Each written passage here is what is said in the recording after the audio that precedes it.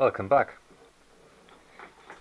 Today I thought I'm going to do a quick update on my motor video, because I know I'm owing for quite a while because I just didn't have the time for it. Apparently there was some interest on the video, and a few people commented and other asked questions. Essentially today we're covering the impact of speed control on power and torque. The two important factors. One is, what mains voltage have you available? Let's say we have 230 volts. 230 volts is our mains. And if this voltage can be found on our motor nameplate, we're fine. We can run that motor obviously at 50 Hertz or 60 Hertz if you're in a 60 Hertz country. Fine with a 230 volt inverter. But let's assume we have a 400 volt inverter and your motor says 230 volt, or the other way around, we have a 400 volt motor and the inverter says 230 volts. Can we run those? Yes, we can, with some limits. And that's the reason why I made this graph here. So if our mains voltage is 230 volts, the number should appear on our nameplate. If it doesn't, and that's where the tricky graph here comes, let's say we have 230 volt, which is about here.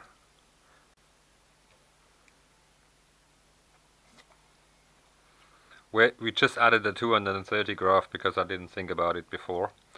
So at 230, 50 Hertz, we can run that motor perfectly fine. If we want to run it faster and have the same torque, again on motors, the power is torque times speed on any rotating machine. The torque stays only constant as long as you can follow this voltage curve. If you cap it, because we can't go any further than 230 volts because that's our supply, or 400 volt with our 400 volt supply, the torque will drop. This is called constant power, because the speed will increase but the torque will drop about approximately the same value. So from this point onwards you can run your motor faster, but it will not produce any more power if you don't have any more voltage available. So again, our motor 230 volts, we have a 230 volt mains, which gives us our limit at 50 Hertz. We can run it faster, but if we run it faster, let's say we run that motor with 80 Hertz, we need about 350 volts, which we don't have.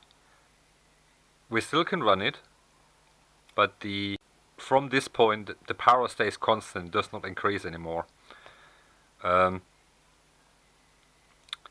means if you run it faster, let's say 230 volt motor at 80 Hertz, it will draw less current, so you don't have to be afraid of overheating your motor. What happens is it makes a lot of noise because the fan is designed for 50 Hertz. If you go in the opposite direction, let's say you want to run it slower, half the speed is 25 Hertz, which is about here. That's our 25 Hertz line. So we only need about 110 volts here, 115 volts. And that's what the inverter does. It's reducing the voltage to 115 volts. The motor will still draw the same current, because an inductor, like a motor, is a frequency dependent resistor, simply speaking. So we draw the same current, we have the same torque, but half the speed means half the power, because power is torque times speed. Simply speaking, if you can follow this curve up until your mains frequency, you have the full torque available. Torque times speed is power. After that point, if you don't have any higher voltage available, the torque will drop approximately the same as the power, as the speed will increase. So the power is constant, and most motor manufacturers give you a constant power rating up to a certain speed, which is usually limited by bearings and other things. So if we have a motor like this one, which has a different nameplate, or it says 254 volts at 60 hertz. So 60 hertz is here. Let's make a 60 hertz line as well. So that's our 60 hertz line. 254 volts, it's approximately right. So if we would have higher voltage available, we could run that motor faster with more power. And that's exactly what the nameplate says. It says 0.18 kilowatts at 50 hertz and 0.22 kilowatts at 60 hertz. This is because if you have the 254 volts available, you can maintain your constant torque, but the speed is higher, so you got a little bit more power, about 20%. And that's where all the tricks are starting, because what we're going to do now is we take our motor, which is rated for 230, 400 volts, so we can choose which curve we use. We want this one. Just to recap how we switch these voltages, this is delta and this is star configuration. If you don't know what it is, watch my last video. The link is in the description. So what we're doing now is we set our motor for 230 volts, but assuming we have a mains of 400 volt available. If we don't have that, I'm gonna talk about some tricks how you can make that anyway. At the moment we just assume it. So if you would run that motor at 50 hertz, set to 230 volts, but with 400 volts, it will just smoke. So that's not gonna work. So what we do now is we set our inverter to motor rating 400 volts at 87 hertz, which is about here. That means we have a lot more power available. We have still the same torque because we can maintain the voltage curve to this point. We have 400 volts. The motor will run at 87 hertz, which is 1.7 times the base speed. At this point, the motor will not be overload. It will run in its design conditions, sort of, because our curve says 400 volts and 87 hertz is fine with a 230 volt motor. You can go even further. If you got 500 volts available, you could do, what's that, 110, about 110 hertz, which is double the speed on the, more than double the speed on the nameplate. Now let's do it the other way. We have a 400 volt motor, but we have only a 230 volt mains, and obviously an inverter for that. So what we do, we look at our curve. The motor wants 400 volts at 50 hertz. We only have 230 volts available, which is about here. So if we run that motor at just over 25 hertz, 27 hertz or something like that, we can maintain full torque, obviously just half the power because the speed is about half. So I had that on one occasion where I only had the single phase supply and no other means of running the whole thing, and I had to run a car lift where the motor was not, you couldn't reconfigure the motor, it was all soldered inside. So what I did was actually using an inverter and running that motor at 25 hertz at 230 volts, and it did the full torque. It was just a bit slower. And now you can take any motor, whatever is on the nameplate. If you got a 208 volts 60 hertz machine, which would be here, let's draw that line. 208 volts is here, 60 hertz is here.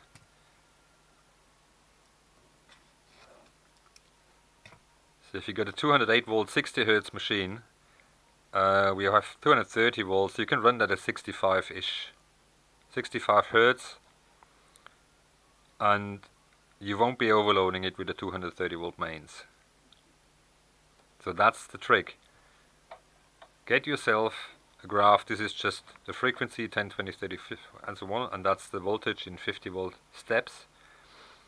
Take your nameplate, find the point on the nameplate, in Europe usually 50 Hertz, make a point, draw a line, and then look at the voltage available. Again here, if this would be a 400 volt, 400 690 is very common on motors above 3 kilowatts. So 690 is about here, 690 50 Hertz, would draw us this curve.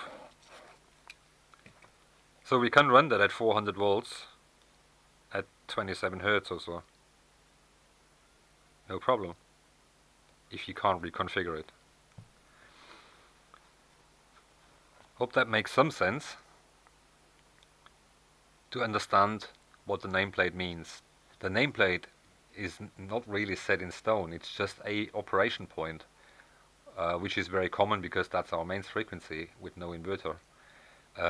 I pop in some pictures of other nameplates which have nothing to do with any mains frequency because there are inverter machines, and that's the stuff I'm usually working with.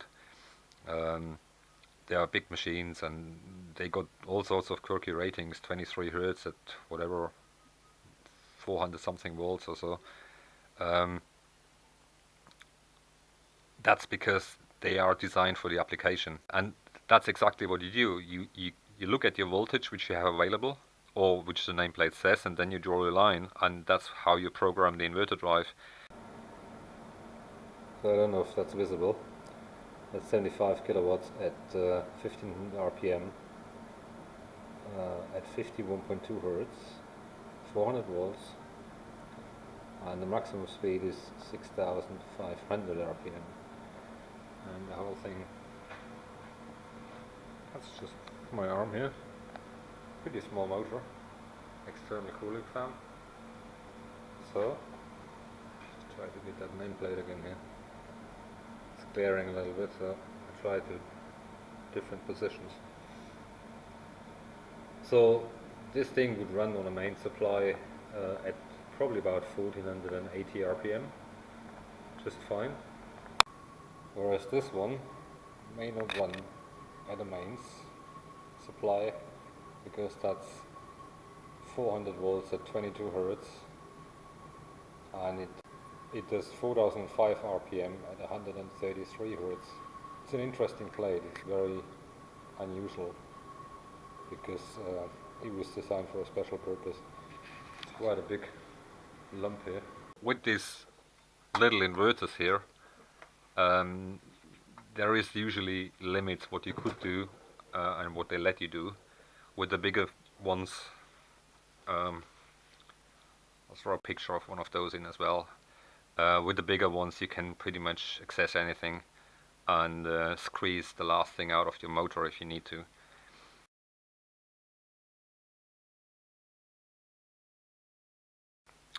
The big difference between these sort of setups, which usually runs in testing applications, is that these motors have a separate fan. So it doesn't matter how fast the shaft turns, the airflow is guaranteed. And these machines are usually special purpose machines, which are, yeah, they're designed to the application usually. And obviously a little bit more expensive than a bread and butter motor. And if you look at the sizes, you will be amazed how small they are compared to a normal standard motor. Alright, let's get back to the other subject. We have the problem that we only have 230 volts, but we want to run 400 volts, either for going faster 87 Hertz at full torque, increase our motor power, or we have a motor which is 400 690 which needs at least 400 volts to run at 50 Hertz. What we basically do is we can't just increase that simply, so what we do is we use a set of transformers which is basically one transformer and another transformer. We put the output in series. So if this is 220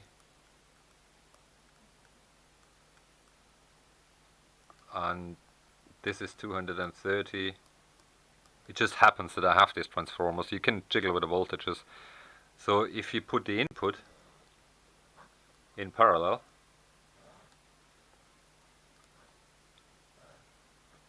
and the output in series, we have 440 volt AC, 230 volt AC input. So that's what we do.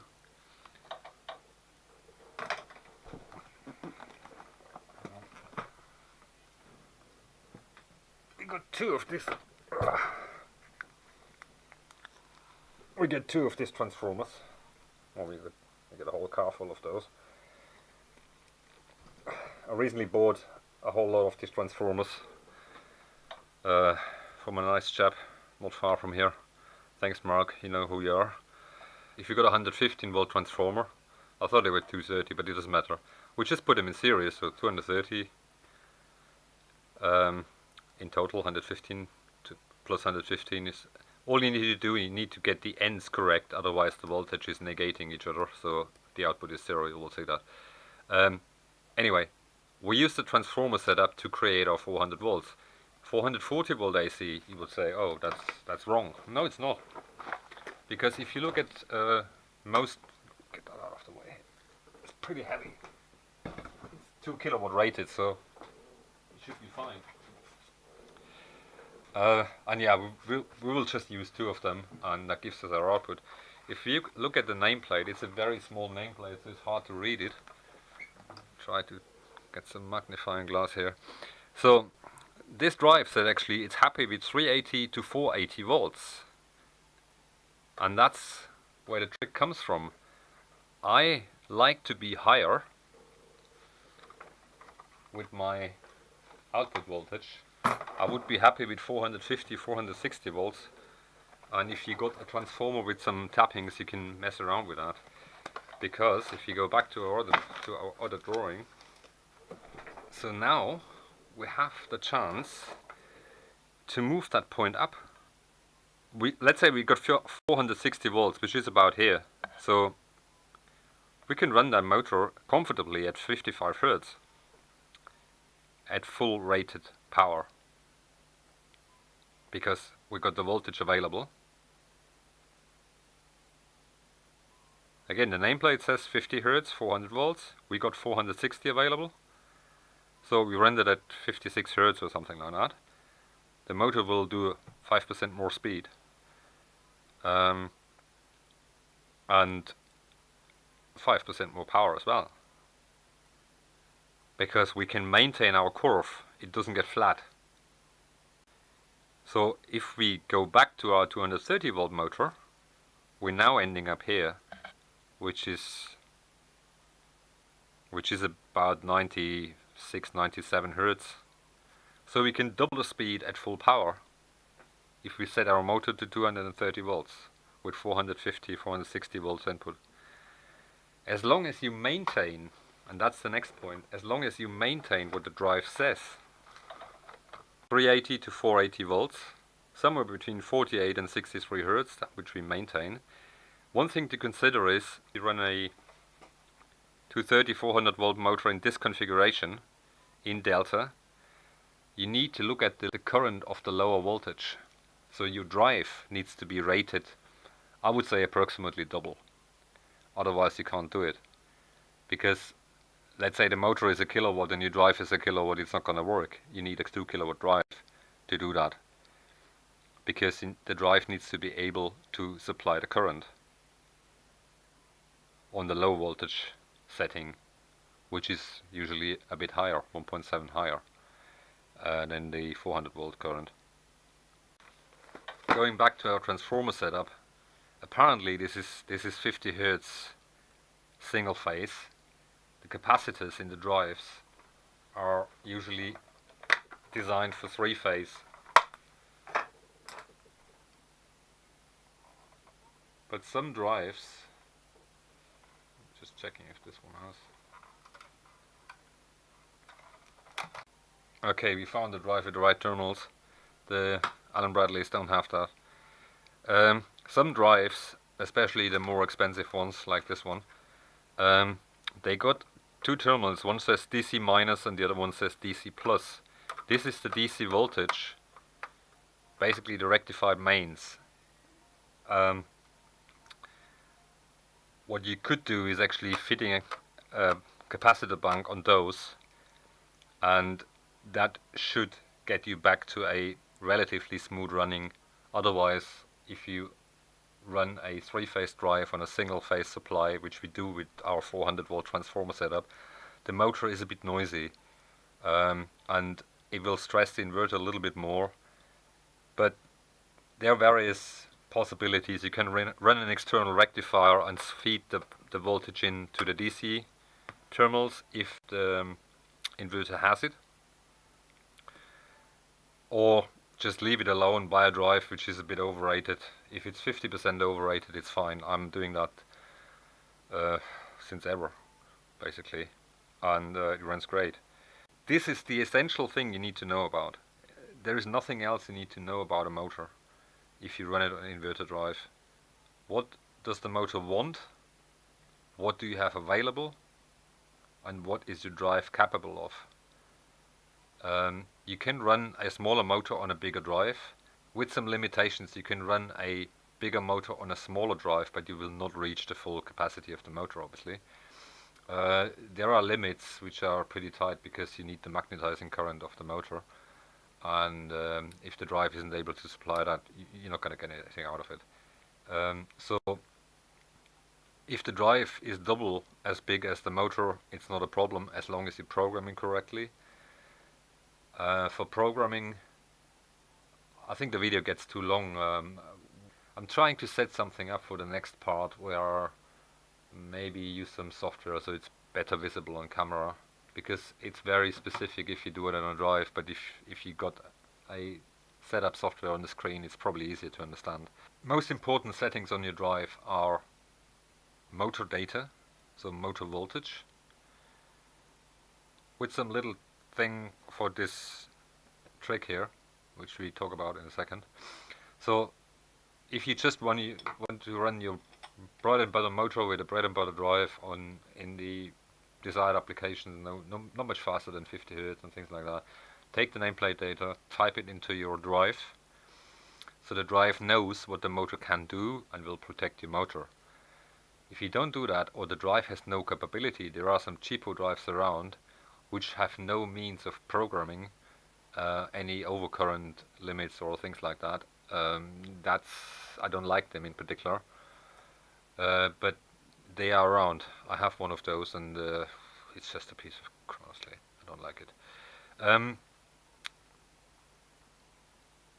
It's very important because you just may cook your motor if you do something wrong, and obviously a circuit breaker will not help. That will just protect your inverter. If the motor is smaller than the drive, or a little bit smaller than the drive, you just cook your motor. If you do 87 Hz running, you need to increase the current to the lower voltage setting. That's about it. So your data of your motor is 87 Hz at 400 volts. And that's all the drive needs to know with the given current of the lower voltage. So to summarize it, running your motor faster than the design speed with the voltage as on the nameplate will not overheat your motor. It will stress your bearings because you're going faster. The motor will be noisier because the fan behind there will obviously spin faster and cause a lot of noise. You can run most motors, well, let's say up to double the speed is usually safe. I've done it a lot faster, but I would not recommend it. And never run a motor with a key in it, it will fly away. Like this one here. So what you could do if you go lower, you got a cooling problem, you could remove the cover on the back, take the fan out, and just use some external fan. You can buy these cowlings with built-in fans, but they are not cheap. As long as you produce some airflow, it's fine. Use any fan you have. But very important, if you run below design speed of the motor, you need extra cooling because this fan is designed for design speed. I think that's it for this episode. I just wanted to do a quick update because I promised to do it at some point and I just didn't have the time. I was so busy doing other things. Any questions, let me know. I'll try to answer them. Hopefully next time I'm gonna manage to set up a drive on the motor and we actually spin that thing at different speeds with the transformer setup, so we can go through the whole thing with the 87 Hz and everything. We'll use that 400 volt drive for it. And that's it for today. Thanks for watching. Thanks for interest. Thanks for subscribing. Until the next part.